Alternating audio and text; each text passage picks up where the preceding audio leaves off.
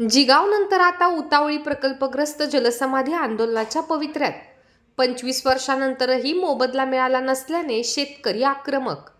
अलीकडेच बुलढाणा जिल्ह्यातील जिगाव प्रकल्पस्थळी जलसमाधी आंदोलनादरम्यान एका आंदोलकाने जलसमाधी घेतली होती।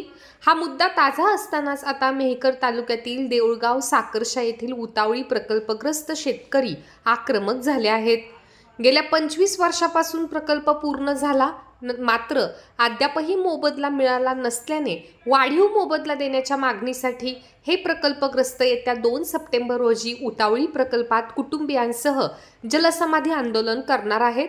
उतावळी प्रकल्पाला 1998 साली मंजुरात मिळाली व 2004 साली हा मोठा प्रकल्प पूर्ण झाला, मात्र अद्यापही प्रकल्पग्रस्त शेतकऱ्यांना वाढीव मोबदला मिळाला नसल्याने हे शेतकरी आता आक्रमक झाल्याचं पाहायला मिळत आहे। उतावळी धरणग्रस्त संघटना देऊळगाव साकर्शा आपल्या न्याय हक्कासाठी बुलढाणा जिल्हाधिकारी कार्यालयासमोर सर्व उतावळी प्रकल्पग्रस्त इथे हजर झालेले आहेत। राज्य सरकारला आमची एक मागणी आहे की राज्य सरकारने समृद्धी महामार्गाप्रमाणे उतावळी धरणग्रस्तांना सरसकट मदत व आर्थिक मदत देऊन प्रकल्पग्रस्तांना भक्कम करावे।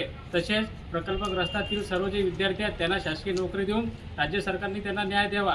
त्या संदर्भात आमच्या विविध मागण्या राज्य सरकारकडे अशा आहेत की उतावळी धरणग्रस्त शेतकरी वर्गाने एकरी 20 लाख रुपये प्रमाणे राज्य सरकारने मदत करावी। नंबर 2, समृद्धी महामार्गाप्रमाणे धरणग्रस्तांना भरीव मदत व सरसकट मदत राज्य सरकारने करावी। नंबर 3, धरणग्रस्त कुटुंबाची जबाबदारी व शासकीय नोकरी व मत्स्य व्यवसाय कंत्राट राज्य सरकारने धरणग्रस्तांना देण्यात यावा। नंबर 4, राज्य सरकारने जमीन घेऊन योग्य मोबदला सर्व धरणग्रस्तांना दिलेला नाही, त्या संदर्भात योग्य मोबदला द्यावा, अन्यथा जमिनी परत कराव्या।